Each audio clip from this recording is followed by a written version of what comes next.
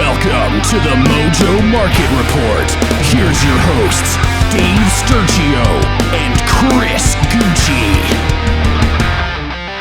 What's going on, everybody? Welcome to another episode of the Mojo Market Report right here on a Wednesday. Hump day, we're halfway through the week. The NFL playoffs are starting on Saturday, Sunday, Monday. We got a Super Wildcard Weekend. It is Dave Sturchio. It is Chris Gueci. And, of course, A5 Anthony back behind the glass here at Chop Studios to give you another loaded episode on why you should invest in the following players, because we want you guys to make money.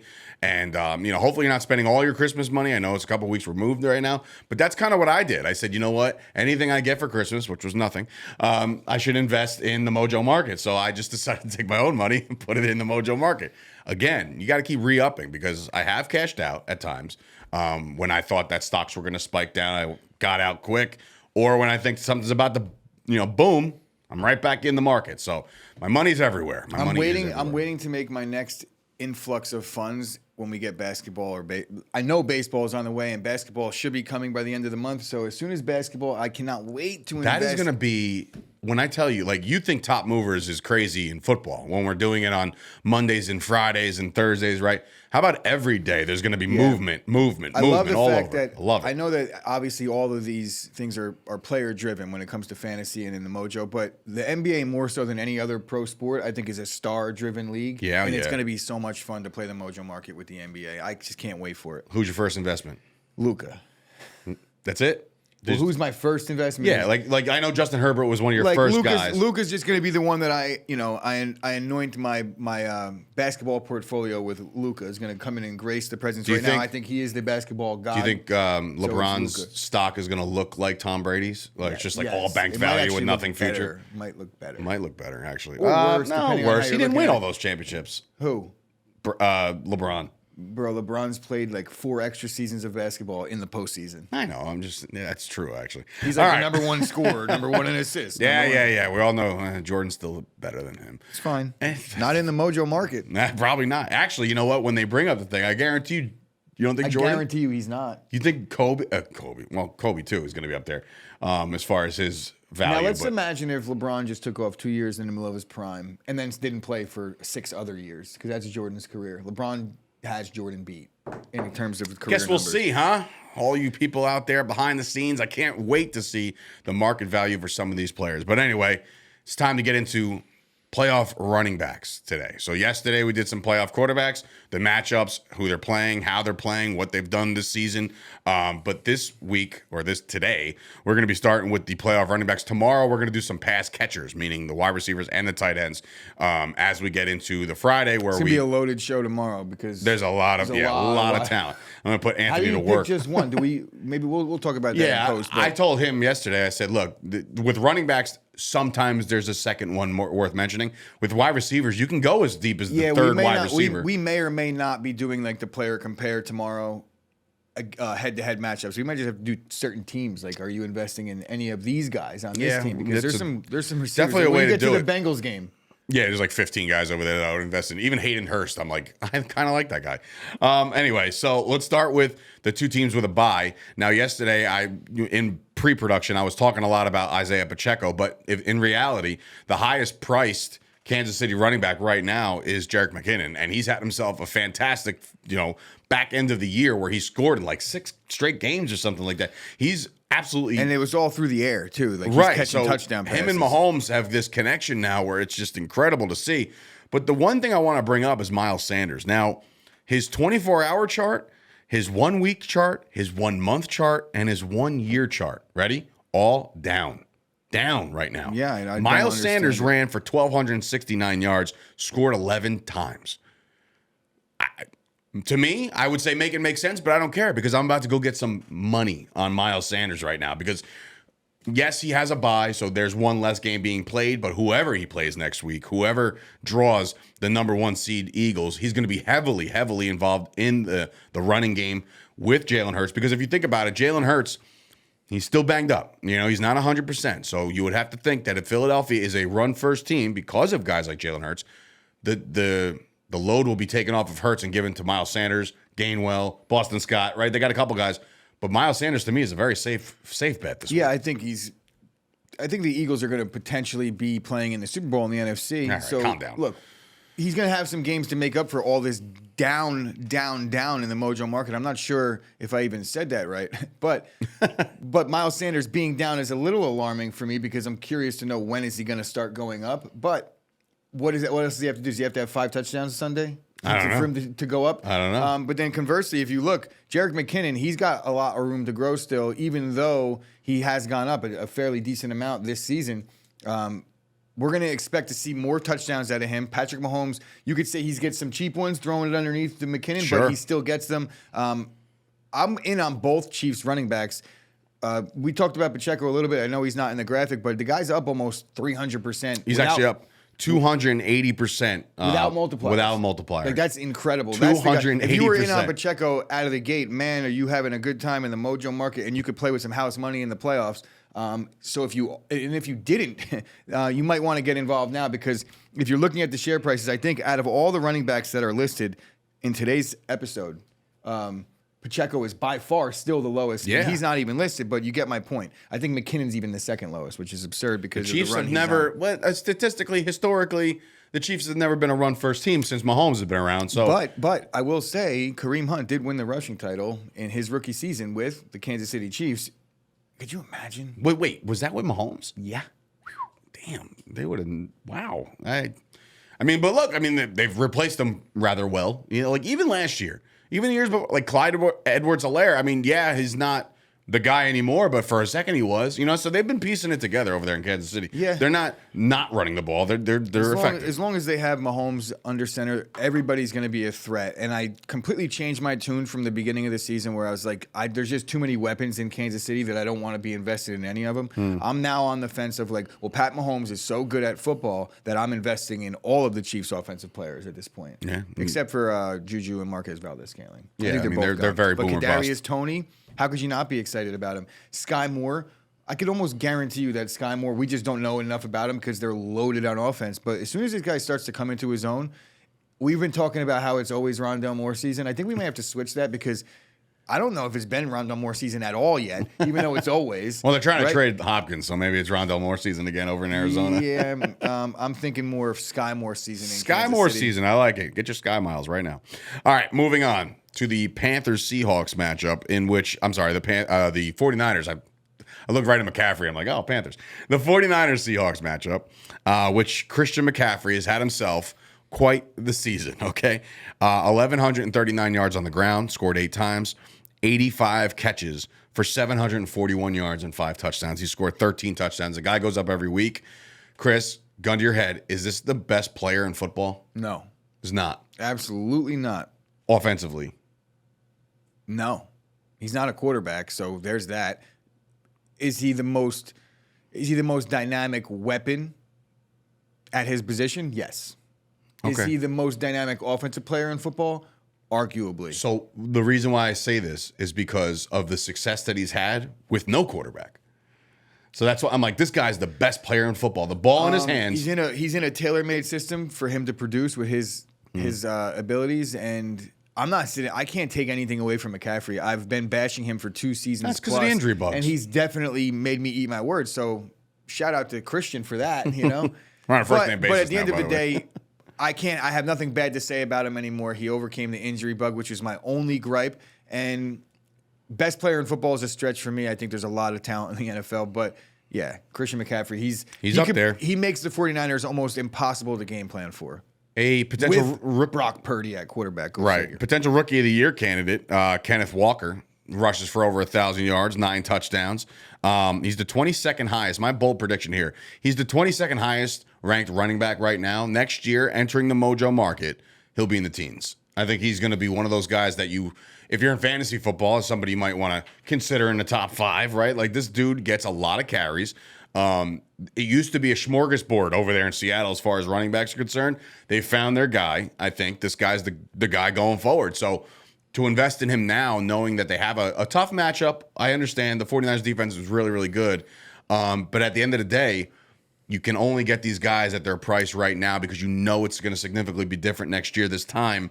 So is Kenneth Walker somebody that's going to be in your portfolio running forward, even with the tough matchup against? Yeah, I'm gonna sit this one out on Kenneth Walker. Right. And look, right. I'm already invested in Kenneth Walker, and my plan on him is not to just get out. I have a long-term investment in Kenneth Walker. So the 49er game, if I could look at this as an opportunity to really strengthen my position, reevaluate and things. lower my average entry position. If I could buy a little more stock on Kenneth Walker after he gets completely shut down by the 49ers run defense this week, and then go into next season, like you were talking about, get him now because it's low. I think it might be a little bit lower after this game. Not too much because the expectations probably aren't there for him to do too well. So it shouldn't affect his bad performance this week. Shouldn't be affecting his stock too much. But next year, Dave, you are 100% right.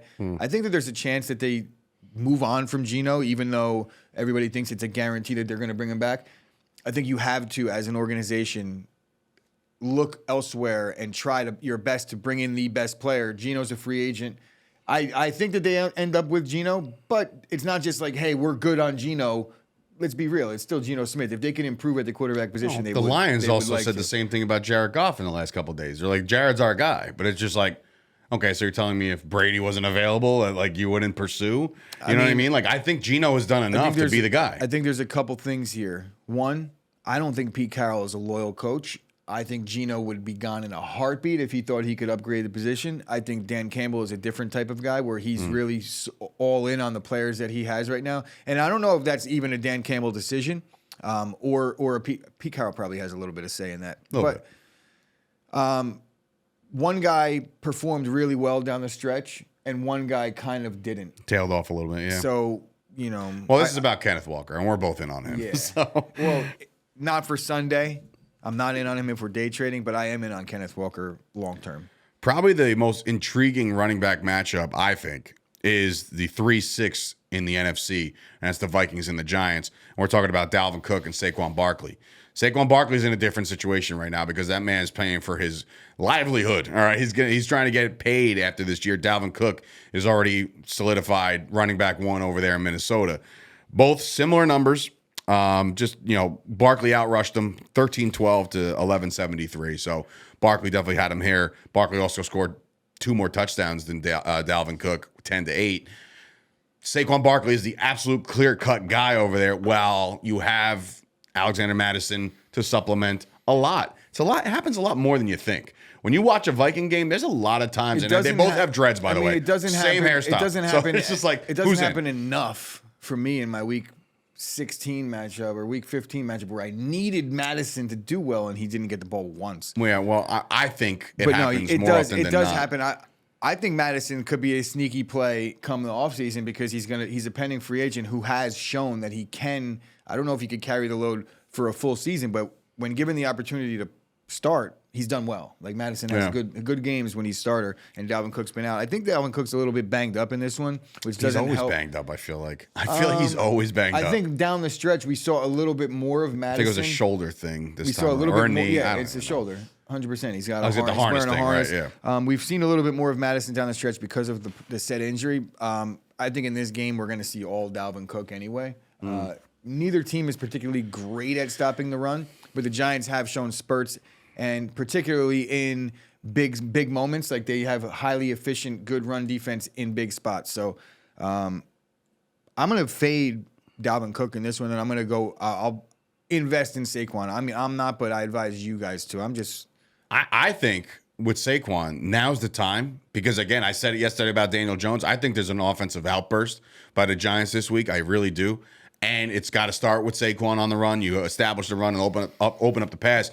When I'm looking at Saquon Barkley, I'm thinking right now with a share price at $18.77, that will be over $20 once that ink is dry on a new deal. Whether it be with the Giants or whether it be somewhere else, the new deal is going to shoot up his price, and I truly think that it's a very, very wise investment. The Giants did come out and publicly say that they want both guys back. Yes, I know. That should happen. That, again, with Joe Shane and Brian Daboll, I know that everything is they're going to get what they want. So that'll happen.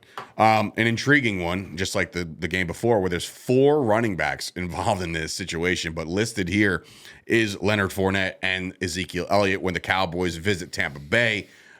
These guys are obviously the heavier priced guys, but if you think about it, Tony Pollard rushed for over 1,000 yards this year, and Zeke did not. So Tony Pollard's emerging right now. He's also a free agent, so that's something to keep your eye on. Fade. I mean, look. No, I'm kidding. No, I'm not. Because the Bucs defense, Pollard, not the Bucs defense right now, they have times where they show up and they're world beaters, but then there's times that they're non-existent. They've handled that well. I try to joke about fading the Cowboys, and he's like, I'm not sleeping this week, so it's just like, I'm just very nervous about this game. I'm tired of this Brady stuff. Playoff Lenny, though. Playoff Lenny. So that's somebody, again, he didn't have that, gaudy of numbers this year. He was banged up for a little bit, 668 yards. He got his carries cut into a lot by Rachaad White. White could be the guy going forward after this playoff run, but it is playoff Lenny after all, and Leonard Fournette usually shows out in January. I think they might hand Leonard Fournette the ball 25 times in this game. They might. I think that Dallas is you will see susceptible against the Rachaad run. White, but they're going to run the ball a lot. I can't see them trying to air it out against Cowboys and the offensive line woes. I think that they lost their center last week. They lost their they're offensive banged up. line is basically a revolving door, and I say that in more ways than one. Like, they're changing guys out, and they're literally a revolving door. They're just letting players by. Like, hey, go sack the quarterback, get Tom Brady. Go get him. Anyway, Brady's got a quick release, so that's the only thing I can say for Brady right now. He's going to need to use it, and he's going to need to use the quickest release he has, which is a handoff. Hand it off to Fournette, and that's your best chance of winning this game. Then when you need to throw the ball a little bit, you got Rachaad White out of the backfield. I think they lean on their backs in this a lot. So out of all of the offensive players on the Bucs, I like their backs the most. I'm not going to take my pick on which one. I'm already invested in Rachaad White. I'm not going to invest in Leonard Fournette, even though I do believe that he does have a lot of usage in this one. I'm just not sure how the Cowboys defense is going to respond. They will sack Tom Brady, but will they stop the run? That's the big question. Yeah, it's interesting. Moving on to the Bills and the Dolphins as we shift gears to the AFC. It is Devin Singletary and it is Ryan Mostert. That's the guys I chose. Obviously, there's a lot of running backs in play in this game on both teams. Singletary has 819 yards. I think that's impressive considering how much Josh Allen runs. You know what I'm saying? Like, he cuts into a lot of the runs for Devin Singletary. And around now, you'll get a good Singletary game. I don't know if he's the play this week against Miami. There is the James Cook effect. I think James Cook has emerged of late, and he might even be the guy. He's got a lot more carries. He might even be the guy. I mean, he's almost certainly going to be the guy after this season. Yeah, and Ryan Mostert has been an incredible thumper over there, 891 yards. He's got a lot of company over there too, but if you look at Ryan Mostert's career, okay, he's in his 8th year. He's up. He was drafted in 2015. He's up 655% from the start. So you want to talk about somebody who exceeded expectations. Ryan Mostert is that guy. And I'm kind of hard-pressed to pick any kind of Dolphins offense this week. What I've heard today is that it is going to be Skylar Thompson to start that game, which is why it's a 10-point spread. Like, that game is just... It's going out of whack right now. Yeah. So the Bills are probably going to walk through this one. Waddle, shaky on into next season, because there is no way that I'm investing in any of the Dolphins. You got to be careful with certain Dolphins over there, man. You have to. I'll talk about the Dolphins receivers tomorrow. But as of now, as we're talking about this, they're going to be down in this game. So using the running game won't be used that much because they're going to be down a ton of points. There. I fixed it. Took a breath, took a beat, and got it done. That's all right. This is our third take at this show today, so it's been a morning. It's been a tough anyway, Bengals, big game against the Baltimore Ravens. Joe Mixon, J.K. Dobbins. Dobbins, only 520 yards. He missed a lot of time this year with some injuries. Only 2 touchdowns, but once again, J.K. Dobbins, 5.7 yards a carry. This guy is still hitting that hole and running very, very well. Joe Mixon, on the other hand, what are we laughing at? No, we're good. I'm laughing at my own jokes that I was thinking about saying, but I won't. Okay, good. Yeah, we would like to stay on the air. Joe Mixon, 814 yards, 7 touchdowns. Didn't he score 5 in one game? 4. Okay, so was it 5? Was it 5? I don't know. Was it 5 days? I don't. Now you sound like Susan Waldman. Been 5 or 6. Dude, what I'm saying I just know that he was that means he only scored one other time. Record. I think he had 4.5. It might have been a catching touchdown. But anyway, Joe Mixon is on a team right now where the offense is plentiful. They're going to take on the Ravens, who I think are trending in the wrong direction, both offensively and defensively. They did just re-sign Roquan Smith to a monster deal, so He better have himself a game on Sunday. Or he better go Saturday. lock down Joe Mixon. And I don't know if that happens. I think there's going to be a lot of offense by the Bengals. I think the Bengals kind of run away with this one. So I'm not investing in J.K. Dobbins right now. I am going to sprinkle a little bit of money on a Joe Mixon. I know his future value is still there. He's only in his 6th year. I think that Mixon. Dave for coming around on Joe Mixon. I have. I've been for years. I'm like, I can't. And then for years, it's everyone's like, I can't. Something about Joe Mixon. He's always hurt. And then you look and you're like, never misses a game. He's like, he's really kind of healthy, actually. he's a healthy horse, and he never misses a game. And he's always hovering around the top 5. I just think that like every time you talk about an injury report going in, he's always like questionable with something, but he plays. I'll tell you this: if I didn't trade Joe Mixon for Jonathan Taylor in Dynasty this year, I would have won the league. I promise you that. So, and Dave gave me hell. I did, because it's not. So that's not fair. It's not a fair trade. I got ripped off. You're right. It wasn't fair. About all that. But anyway, conclude our running backs conversation with Travis Etienne and Austin Eckler. Now, I talked about Christian McCaffrey before being the best player in football. If he's one, this is 1A. Austin Eckler is an incredible athlete, and he's done a lot of things for the Chargers this year. 915 yards, 13 touchdowns on the ground. Ready for this? It's not a misstep or a typo or anything like that. He's got 107 catches for 5 touchdowns. Can't even use that clip now for social media, but that's okay. But yeah, so Austin Eckler's having himself a fantastic year. Now going into this game where the Jaguars are, I don't want to say playing with house money, because they've came on and they won the division and they're there now, and they're very excited about the future of this team, knowing that some of these guys are locked down for a couple years, and Dougie P is going to be there for the foreseeable future. So the Jaguars' future looks great. You want to talk about Travis Etienne? 1,125 yards, 5 touchdowns. And technically, he's a rookie. So this is his rookie year, technically, because he missed all of last year. So I'm looking at ATN right now at $10.13 with a future value of $7.95. I think this is an absolute buy now. And I think that this offense keeps getting better with years. You're adding to the offensive line in free agency in the draft. You're going to build this offense to make sure that Trevor Lawrence succeeds. And I think he only succeeds with a successful running game. And I think Travis Etienne is the guy going forward. He's an absolute buy for me this week and going forward. Yeah, I agree with you 100% on ETN. This week, the Chargers' run defense is bad, really bad. And they had decent success early in the season, but if you look at the second half, they've been arguably the worst in the NFL. And I could say that about like a bunch of teams. It seems like there's a bunch of teams, even in the postseason, that have given up a ton of run yards. And the Chargers are at the top of the list. They've given up over 200 rush yards, I think, three times this season. It's rough. ETN, I don't think he does much work. He doesn't do much of his work in between the tackles. He's not this bruiser type, but he can bust off a long run here or there. And again, the Chargers have given up a 75-yard touchdown to Dameon Pierce. They've given up more rushes over 40 yards, I think, out of any team in the AFC. Wow. So maybe the Texans are the only other team that is, I think they're tied. So they give up chunk yards, and that's what scares me about this game, because Travis Etienne, he rips off chunk gains. So I will be in on Etienne because I think there's still a lot of room for growth there. I think he's still even lower than the price that he entered the league at. I know he had an injury and things like that took place, but there's still room for growth. All the success that he's had, and it hasn't realized his first potential that they ever saw in him. So I think ETN is a buy. Austin Eckler, if you're going to get involved with him, you got to use some multipliers, I think.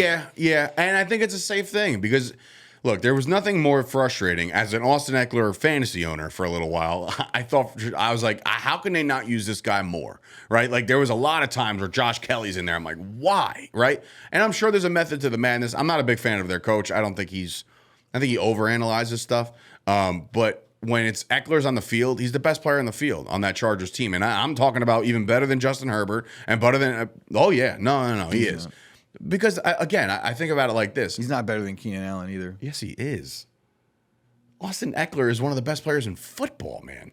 I think Austin Eckler has a really good nose for the end zone. But if you look at it, he's in a situation where they're using him really well, but he doesn't do much in between the tackles. He's like a 3 yards a carry guy, and they bring in another guy most of the time. 1,600 all-purpose yards with 18 touchdowns. I mean, that's look. I'm not saying that he's not a great player. I'm saying I don't think he's better than Keenan Allen. Take Eckler off the Chargers. Are they a playoff team? Yeah. Think so? Yeah. 18 less touchdowns? You Well, got to find more people. You're saying 18 less touchdowns. How many of his touchdowns would have been scored by almost any back if they handed him the ball in that spot? I think Eckler's great. I'm not dismissing it. I think Keenan Allen, though, he's proved it for a really long time. He's one of the most underrated players in football. And Justin Herbert's a quarterback leading the team. To me, there's no debate on the Justin Herbert one. We could have a very good conversation about Keenan Allen and Austin Eckler, though. I think that's a fair conversation. All right. I think everyone will We'll have agree that conversation right after the show. But in any event, those are the running backs of the playoffs. Remember, these guys have these extra opportunities, which means they can actually compile some more stats, which makes your stock in that player go up. Or the latter. There could be situations where you're like, maybe I should get out or short him. You could do that. You could say that, like, look, the Kenneth Walker, love him, great kid, gonna have a great career. Maybe short him this week against the Niners. I have a good question for Dave right now. Uh-oh. And this is an Austin Eckler related question. Sure. I mean, I don't know the guy personally. No, this is really? No, me and Austin, we don't talk. All right, as much. So you take in a vacuum right now. You're taking Austin Eckler off the Chargers, right? And you don't put him on any team. He's just not on a team right now. And then you take Tony Pollard, this version of Tony Pollard, and you put him in that spot. How many touchdowns does he have? How many yards? 18 and 1,600 all purpose. Right. So all right, fine. System running back. And then if you look Pollard's good, but he's not Eckler either. Look at the Chargers offense this year with Keenan Allen out in the beginning of the year, how he wasn't healthy, and they struggled mightily, right? And then look what Keenan Allen did down the stretch this season in the final 6 games. You're like, I feel like every time I watch the Chargers, I was getting up and like, that's another first down by Keenan Allen, as he's like pointing first down or whatever. And that's also to say, like, Keenan Allen first down, and it would be a touchdown to Austin Eckler. I agree. Eckler's great. He's a vulture? Saying he's a vulture? I wouldn't say he's a vulture by any stretch because you have 18 of them. That's a lot, right? And it's consistent. Every year he scores a ton of touchdowns. He scores every game. But that's his thing. I think that there's other guys crazy. In the league that he scores also a touchdown per game. Have the skills that he possesses in enough roundabout way where he can't be, to me, a top even 5 player in the league. Do you think there's anybody else in the NFL, non-quarterback, that averages a touchdown per game? McCaffrey? Jamal Williams? No. Not by stats. He's less than 17. He had 17. All right, then he had to win a game.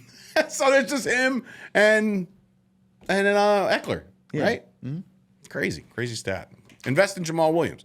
Is he a free agent too? I don't know. I think he signed a 2-year deal going in. Yeah, he's one of the most entertaining guys in the league, that's for sure. And so will the Detroit Lions next year. So if you want to get on Lions right now, and by the way, a penalty aside, Jameson Williams roasted you guys too for a long gainer, and they called it back. But it's like, wow, this dude is going to be for real. Enough is enough about that. Huh? Enough is enough. Well, I'm saying, you're the one. First of all, he's not even good. No, I'm kidding. I've been talking so good about Jameson Williams all year. Episode 1, we were like, Jameson Williams is going to be back soon. But now he's there. I deserve every bit of that. Yeah, he does. All right. Anyway, follow us on social media, guys. Do us that favor right now. Head on over to Instagram, TikTok, and, of course, Twitter, at Mojo, MOJO. Very easy to find us. And, of course, join the Discord each and every day. More conversation happening over there. There's multiple channels. There's Go Long. There's Go Short. There's Share Your Portfolio. There's Ask Questions. There's Tips, Advice, all this stuff. There's a million channels over there. Get involved with the Discord right now. Please do it responsibly. The only way you can do any of this is if you download the app right now, right onto your phone. Very easy to do. It's free to download, right? And then you invest in whatever you want to invest in. Do it smart. Do it safe. Use those multipliers. Make some cash this week as we head towards Super Wildcard Weekend. So for Dave Sturchio, Chris Gueci, and of course A5, Anthony behind the glass. This has been another episode of the Mojo Market Report. Tomorrow, pass catchers, wide receivers, tight ends, playoff time. We are that much closer to Saturday's kickoff, which I believe is what? The 49ers first? Yes, they're the first game of the season, of the playoffs. So it'll be interesting. I'm here waiting for spring training. Great Kidding. I can't the Knicks are actually playing well. I'm very excited about the playoffs. Cowboys, playoff game.